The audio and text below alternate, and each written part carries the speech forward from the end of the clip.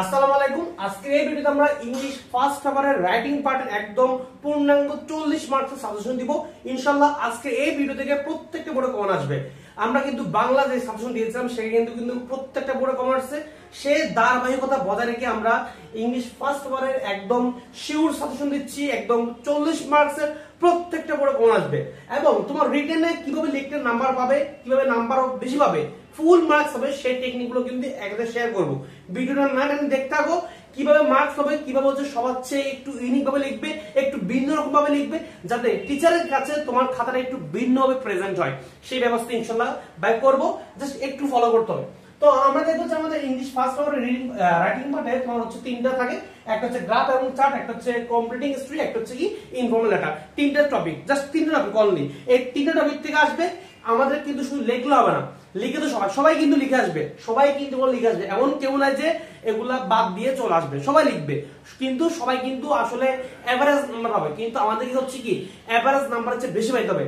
Minimum তোমাকে এই 40 এর মধ্যে 35 প্লাস নাম্বার পেতে হবে। কারণ আমি যে সময় বোর্ড এক্সাম দিয়েছিলাম, আমি যদি 94 পেতে পারি, আমি কিন্তু ইংলিশ ফার্স্ট এবং সেকেন্ড দুটো মিলে কিন্তু 188 পেয়েছি। তাহলে তুমি যদি একটা এভারেজ মার্ক কাউন্ট করো, আমার প্রতি সাবজেক্টে কিন্তু 94 করে আসে। তাহলে আমি যদি পেতে পারি, তুমি কেন পাবা না? অবশ্যই পাবা। আসো, প্রথম কথা হচ্ছে এই যে গ্রাফ এবং চার্ট। এবার গ্রাফ এবং চার্টে দেখো ভাই কয়টা দিয়েছি, একটা দুইটা তিনটা চারটা পাঁচটা ছয়টা সাতটা আটটা, অনলি 8টা গ্রাফ দিয়েছি। জাস্ট এই 8টা গ্রাফ তুমি প্র্যাকটিস করে যাও, দেখবা এই 8টা গ্রাফ থেকে পরীক্ষা আসবে, এই 8টা গ্রাফ থেকে আসবে ইনশাআল্লাহ, এই বাইরে আসবে না। তো গ্রাফ এবং চার্ট কতটুকু লিখবা বা কিভাবে লিখলে বেস্ট হয় ভাই বলি। গ্রাফ এবং চার্ট কিভাবে লিখবা, পরীক্ষার প্রথমত এটা আনসার করার সময় একটা সুন্দর হেডলাইন দিতে হয়, একটা সুন্দর কি দিতে হয়, হেডলাইন দিতে হয় বা টাইটেল দিতে হয়। তোমরা অনেকে কিন্তু এই হেডলাইন বা টাইটেলটা দাও না, এটা কিন্তু এটার কারণে কিন্তু অনেকের নাম্বারটা কাটা যায়। তুমি শুরুতে লিখতেছো, কি সম্পর্কে লিখতেছো, এটা অবশ্যই টিচারকে ধারণা দেওয়া লাগবে না, ধারণা দেওয়া লাগবে। সো আমরা প্রথমে যখন গ্রাফ এবং চার্ট লিখবো, অবশ্যই একটা হেডলাইন দিব, এটা কোন টপিক সম্পর্কে লিখতেছি, কোশ্চেনের মধ্যে দেওয়া থাকে এটা কোন টপিক সম্পর্কে দেওয়া আছে, কথা ক্লিয়ার কিনা। হেডলাইন দিয়ে শুরু করব এবং চেষ্টা করব গ্রাফ এবং চার্টটা কয়েক প্যারা লেখার জন্য। অনেক হচ্ছে একদম মানে লিখে যাও গরু রচনার মতো না, কয়েকটা প্যারা ভাগ ভাগ করে লিখো, সমস্যা নেই। কারণ কয়েকটা প্যারা ভাগ ভাগ করে লিখলে তোমার জিনিসটাও কিন্তু দেখতে সুন্দর দেখায় এবং নাম্বার কিন্তু বেশি পাওয়া যায়। আর একটা কমন কোশ্চেন যে ভাইয়া গ্রাফ এবং চার্ট কয় পেজ লিখবো, কয় পেজ লিখলে সবচেয়ে বেশি বেস্ট হয়। অনেকে বলবে 2 পেজ, অনেকে বলবে 1 পেজ। ভাই গ্রাফ এবং চার্ট সবচেয়ে পারফেক্ট হচ্ছে তুমি যদি মিনিমাম চেষ্টা করবা 3 থেকে 4 পেজ লিখার জন্য, 3 থেকে 4 পেজ লিখার জন্য চেষ্টা করবা, 3 থেকে 4 পেজ লিখার জন্য চেষ্টা করবা। একদম যদি তুমি নাও পারো 3 পেজ মাস্ট লিখতে হবে। কারণ বাংলাদেশের অধিকাংশ টিচার কিন্তু তোমার পেজ দেখে কিন্তু নাম্বার দেয়, পেজ দেখে নাম্বার দেয়। এবং চেষ্টা করবা কাটাকাটি না করার জন্য, কাটাছেড়া না করার জন্য যতটা সম্ভব মানে লেখা যায়।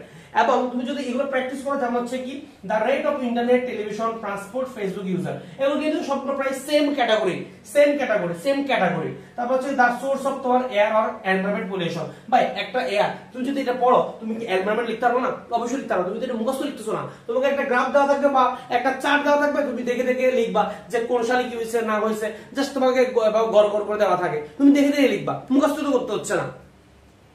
এরপর পপুলেশন গ্রোথটা খুবই ইম্পর্টেন্ট, কারণ বাংলাদেশের জনসংখ্যা কিন্তু দিন দিন বৃদ্ধি হচ্ছে।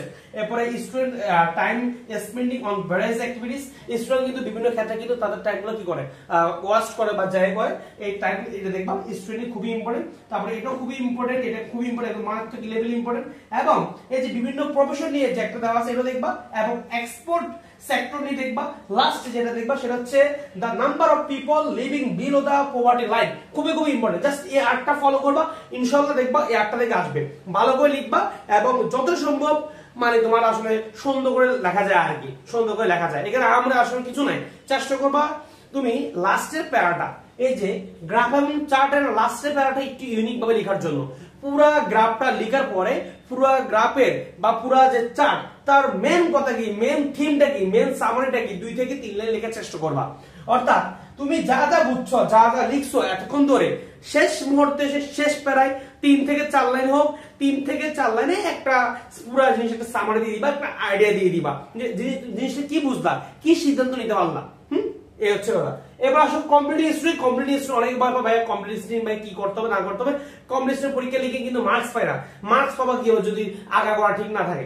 প্রথম কথা হচ্ছে কম্পিটিটিভ স্টুডেন্ট লিখতে হবে একটা সুন্দর একটা টাইটেল দিয়ে শুরু করতে হবে এবং মোরাল দিয়ে শেষ করতে হবে। অনেক হচ্ছে টাইটেল লিখো মোরাল লিখো না, অনেক হচ্ছে টাইটেল মোরাল কিছু লিখো না। বেশিরভাগ স্টুডেন্ট আমি যখন খাতা দেখি, বিভিন্ন স্টুডেন্ট যখন খাতা দেখি যায় বিভিন্ন স্টুডেন্ট কি করে তোমার টাইটেল দিয়ে শুরু করে, কিন্তু তারা হচ্ছে লাস্টে একটা মোরাল, একটা নীতি বাক্য, একটা মেন থিম ওই জিনিসটা লেখে না। আমি আসলে এই গল্প পড়ে কি শিখলাম, অবশ্যই তোমাকে লিখতে হবে। তুমি একটা গল্প লেখার পরে কি শিখলা অবশ্যই এটা লিখতে হবে। যেমন বিভিন্ন আছে না, বিভিন্ন চিরমে সত্য বাক্য আছে, এই যে লোভে পাপ পাবে মৃত্যু, এই টাইপসের অনেক কথা আছে, এগুলো একটু লিখতে হয়। মানে গল্প অনুযায়ী কিন্তু লিখতে হয়, গল্প অনুযায়ী লিখতে হয়। যেমন ভাই তোমাকে কমপ্লিট স্টুডেন্ট থেকে দেখো, মোটামুটি দেখো কয়টা দিয়েছি, 1টা 2টা 3টা 4টা 5টা 6টা 7টা 8টা 10টা কমপ্লিট স্টুডেন্ট দিয়েছি। 10টা কমপ্লিট স্টুডেন্ট বলে এনাফ, 10টা এনাফ ভাই। এগুলো মুখস্থ করতে না, আমিও জানি তুমিও জানো, তুমি পরীক্ষা বানায় লিখবা, এগুলো মুখস্থ করার কিছু নাই। জাস্ট তুমি হচ্ছে যে 10টা দিয়েছি এই 10টা একটু তুমি ইংলিশ এবং বাংলা অর্থ সব কয়েকবার পড়বা। তো প্রথম কথা হচ্ছে ভাই কমপ্লিট স্টুডেন্ট কয় পেজ লিখবো, কয় পেজ লিখলে ভাই সবচেয়ে ভালো হবে, কয় পেজ লিখলে ভাই ফুল মার্কস পাবো। ভাই যখন লিখছিলাম কমপ্লিট স্টুডেন্ট ভাই কিন্তু একদম 5 পেজ লিখছিলাম ভাই। গল্পের কোনো শেষ নাই, গল্পের কোনো নির্দিষ্ট সীমা নাই যে গল্প 1 পেজ হবে 2 পেজ হবে 10 পেজ হবে। গল্প তুমি যত লিখতে পারো, একটা গল্প তুমি যত লিখতে পারো তত কোনো সমস্যা নেই, যত বড় বা যত লিখবা তত নাম্বার। তো চেষ্টা করবা কমপ্লিট হিস্ট্রি মিনিমাম 4 পেজ লিখে আসার জন্য, মিনিমাম 4 পেজ লিখে আসার জন্য, কমপ্লিট হিস্ট্রি মিনিমাম 4 পেজ লিখে আসার জন্য। এবং এখানে চেষ্টা করবা একটা মানে তুমি প্রথমে যখন একটা টাইটেল লিখবা, যেমন মনে করো তুমি লিখতেছো লায়ন এবং মাউস, এটা লিখতেছো, লিখে দিবা টাইটেল দিয়ে লিখবা দা লায়ন এন্ড দা মাউস, এটা এবং নীল কালি ব্যবহার করবা। অবশ্যই টাইটেল এবং মোরাল লেখার সময় নীল কালি ইউজ করবা, কারণ নীল কালি ইউজ করলে টিচারের চোখে সেটা বেশি জলজল করে ওঠে এবং নাম্বার দেওয়ার ক্ষেত্রে কিন্তু টিচারের হাতটা বেশি জলজল করে ওঠে। কথা ক্লিয়ার কিনা?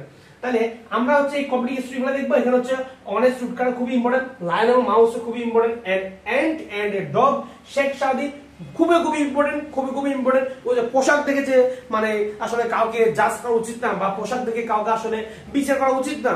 তারপর হচ্ছে কি money cannot bring happiness, nobody believes in there। তারপর হচ্ছে কি devotion to mother, unity is strength, greedy farmer, foolish crow and হচ্ছে ক্লেভার ফক্স। হ্যাঁ, আমরা হচ্ছে মোটামুটি এই জিনিসগুলো দেখবো। Foolish crow and clever fox খুবই ইম্পর্টেন্ট, এই জিনিসগুলো দেখবা কমপ্লিট হিস্ট্রির জন্য, এগুলো খুবই ইম্পর্টেন্ট। মোটামুটি ভাই যেটা বললাম এভাবে একটু গুছিয়ে লিখবা। আর চেষ্টা করবা কমপ্লিট হিস্ট্রি সবগুলো একসাথে না লিখে কয়েকটা প্যারা ভাগ করে লেখার জন্য। কয়েকটা প্যারা ভাগ করলে লাভটা কি দেখতে সুন্দর লাগে, এবং তুমি যখন একটা প্যারা থেকে 8 প্যারা ফাঁক দিচ্ছ, একটা গ্যাপ দিচ্ছ, তাহলে কিন্তু ওই জায়গাটা তোমার লিখতে হচ্ছে না। তাহলে কিন্তু তুমি মানে ওই জায়গাটা তুমি যে ল্যাঙ্গুয়েজ লিখতে এগুলো অন্য জায়গায় লিখতেছো, তাহলে তোমার জিনিসটা হচ্ছে এদিক দিয়ে তুমি লিখছো না, গ্যাপ হয়ে যাচ্ছে, ওই ল্যাঙ্গুয়েজ নিচে দিয়ে চলে আসতেছে, মানে কি তোমার কমপ্লিট বড় হচ্ছে। এভাবে কয়েক প্যারা ভাগ করে লিখবা, দেখতে সুন্দর লাগবে, মার্কসও বেশি পাবা। মোটামুটি দেখবা এখানে তোমার এই যে গ্রাফ এবং চার্ট কমপ্লিট স্টোরি দুইটা কিন্তু 15 করে, হ্যাঁ 15 করে 30। মোটামুটি তুমি যদি সবকিছু নিউ মেনটেন করে লিখবা, যেভাবে বলছে ভাবে লিখো, দেখবা তুমি এখানে 12 পাবা, কোনো কঠিন ব্যাপার না, একদম ইজি। এরপর হচ্ছে ইনফর্মাল লেটার 10 মার্কস। 10 মার্কের জন্য আহামরি কিছু গেলে পড়তে হয় না, একদম কমন ব্যাপার। যেহেতু তোমাদের এখন inter exam, so exam related টপিকটা বেশি আসার সম্ভাবনা একটু বেশি। এক্সাম রিলেটেড যে টপিক গুলা, এইগুলো থেকে কোশ্চেনের সম্ভাবনা খুবই বেশি। বেশ করে প্ল্যান আফটার এসএসসি এক্সাম, তোমার এই যে এসএসসি এক্সামের পর তুমি কি করবা, কি প্ল্যান আছে, importance of reading news paper, একই সাথে এই যে অ্যাডভান্টেজ অফ লার্নিং ইংলিশ, এই যে লার্নিং ইংলিশের গুরুত্ব, তারপর রিডিং নিউজ পেপার গুরুত্ব, হলো খুবই ইম্পর্টেন্ট। তারপর হচ্ছে congratulation on brilliant success, preparation for upcoming exam, তারপর হচ্ছে এগুলো খুবই ইম্পর্টেন্ট। তারপর হচ্ছে ইদানিং একটা জিনিসে বেশি মানুষ এফেক্টেড হচ্ছে, সেটা হচ্ছে কি ডেঙ্গু। ডেঙ্গুটা একদম মানে দেখবা প্রায় সবার হচ্ছে জ্বর কাশি সর্দি, সবাই বলবো ডেঙ্গুটা খুবই ইম্পর্টেন্ট, ডেঙ্গুটা চলে আসতে পারে। আর হচ্ছে কি অ্যাডভান্টেজ অফ লার্নিং ইংলিশ, এবং লাস্টে একটা দেখবা সেটা হচ্ছে advising not to waste time in ফেসবুকে যাতে তুমি সব অপশন না করো, সেটার জন্য একটা তোমার ইনফর্মাল লেটার, অথবা advising not to share miss information on social media বলতে ফেসবুক, ইউটিউব, বিভিন্ন জায়গায় বোঝা যাচ্ছে। এসব সোশ্যাল মিডিয়াতে যাতে তুমি হচ্ছে ভুল তথ্য না ছড়াও, সেটার জন্য হচ্ছে একটা ইনফর্মাল লেটার। এই টপিকগুলো পড়বা, তাহলে ভাইয়া যদি এই টপিকগুলো পড়ো, ইনশাল্লাহ দেখবা ভালো একটা কমন পাওয়ার সম্ভাবনা আছে। এবং ইনশাল্লাহ ভাই যেটা বললাম, এগুলা ভালো লিখলে কিন্তু তুমি ফুল মার্কস পাবা। আর কথা হচ্ছে ভাইয়া আমি টাইম কতক্ষণ রাখবো এই লেটার এই যে রাইটিং পার্টের জন্য টাইম কতক্ষণ বেস্ট হবে বা বলবো তোমার দুইটা পার্ট, একটা হচ্ছে রিডিং পার্ট, একটা হচ্ছে রাইটিং পার্ট। চেষ্টা করবা রিডিং পার্ট যেটা সেটা হচ্ছে 1.5 ঘন্টা, অর্থাৎ 1 ঘন্টা 30 মিনিট, সর্বোচ্চ গেলে 1 ঘন্টা 40 মিনিট, সর্বোচ্চ 1 ঘন্টা 40 মিনিট বাইরের সাজেশন থাকবে। তুমি এই যে 1 ঘন্টা 30 মিনিটের মধ্যে সবকিছু কমপ্লিট করে ফেলো রিডিং পার্টটা। বাদ বাকি যে তোমার 1 ঘন্টা 20 মিনিট বা 1 ঘন্টা 30 মিনিট থাকবে লাস্টের দিকে, তুমি সেটা হচ্ছে এগুলো লিখবা আর কি, এবং যথেষ্ট টাইম দিয়ে লিখবা, সুন্দর করে লিখবা, কারণ আসলে এগুলোতে টিচার নাম্বার দিতে চায় না। তুমি যতটা সুন্দর করে প্রেজেন্ট করবা ততটা কিন্তু নাম্বার বেশি পাবা। আর কথা এই তো গেল, তবে সবচেয়ে একটা তো বলি, যেহেতু আমাদের কিছুদিন আগে একটা জুলাই আন্দোলন হয়েছে বাংলাদেশে, তো অবশ্যই এই টপিকটা একটু ধারণা রাখবা। সেটা হচ্ছে আমি বলে দিই যে জুলাইয়ের যে আন্দোলনটা এটা খুবই ইম্পর্টেন্ট। জুলাইয়ের যে আন্দোলনটা এই টপিক নিয়ে ভালো একটা আইডিয়া রাখবা, যাতে হচ্ছে তোমার আসলে এখানে তোমার এখান থেকে হয়তো বা কিছু একটা আসতে পারে, একটু আইডিয়া নিয়ে রাখা ভালো। জুলাই টপিকটা সম্পর্কে একটু হালকা পাতলা একটু আইডিয়া নিবা, আহামরি আর বেশি কিছু না। তো এই হচ্ছে কথা ভাই, যে বললাম এভাবে অবশ্যই পড়বা। আর ভাইকে জানবা পরবর্তী ভাইয়া তোমাদেরকে আসলে কোন টপিকে সাজেশন দিলে সবচেয়ে বেস্ট হবে। তোমরা কি সামারি লিখতে পারো? সামারির কিন্তু একটা স্পেশাল ফরম্যাট রয়েছে। তারপরে যে গ্রাফ বা চার্ট, এটার কিন্তু একটা স্পেশাল ফরম্যাট রয়েছে।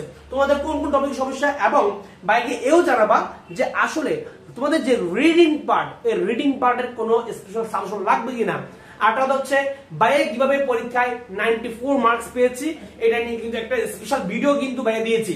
এটা কিন্তু স্পেশাল বাইরে ইউটিউব চ্যানেলে পেয়ে যাবা, ফেসবুক পেজও পেয়ে যাবা, একটু দেখে নিও। ভাইয়ের টেকনিকগুলো শেয়ার করছি, ভাই কিভাবে লিখছিলাম, কিভাবে এত মার্কস পেয়েছি, সবগুলো টেকনিক কিন্তু ওই ভিডিওতে শেয়ার করছি। আরটা কথা হচ্ছে তোমরা যারা এই সাজেশনের জন্য আমাদের মেসেজের গ্রুপে অ্যাড হতে যাচ্ছ, সরাসরি বাইরের থেকে গাইডলাইন দিতে যাচ্ছ, বাইরের সাথে কথা বলতে যাচ্ছ প্রতিনিয়ত, তোমাদের জন্য একটা সুযোগ আছে। সেটা হচ্ছে ফেসবুকে গিয়ে লিখবা জয় স্যার বানাবে দুইটা, আর একটু মাথা রাখবা, জয় স্যার লিখে সার্চ দিলে কিন্তু ভাইয়া ফেসবুক আইডি পেয়ে যাবা। ওইখানে ভাইয়াকে একটু নক দেওয়া যে ভাইয়া আমাকে একটু এসএসসি 25 এর সাজেশন অ্যাড করে দিন, ভাইয়া অ্যাড করে দিব। আর তোমরা যারা আমাদের ফেসবুক গ্রুপে এবং ফেসবুক পেজে এখনো যুক্ত হওনি, ফেসবুকে গিয়ে সার্চ দাও মেডিজয় লিখে সার্চ দিলে আমাদের সাথে সরাসরি কানেক্ট থাকতে পারো। কারণ প্রতিনিয়ত আমরা এখানে তোমাদেরকে বিভিন্ন সাজেশন দিচ্ছি, কিভাবে কি করতে হবে, কি পড়তে হবে, একদম প্রত্যেকটা মুহূর্তে হচ্ছে আমরা প্রত্যেকটা মুহূর্তে কি করতে না করতে প্রত্যেকটা জিনিস তোমাদেরকে বলে দিচ্ছি। তো দেখা হচ্ছে পরবর্তী ভিডিওতে। সবাই ভালো থাকো, সুস্থ থাকো, আর অবশ্যই চ্যানেলটা সাবস্ক্রাইব করে সাথে থাকো। আল্লাহ হাফেজ।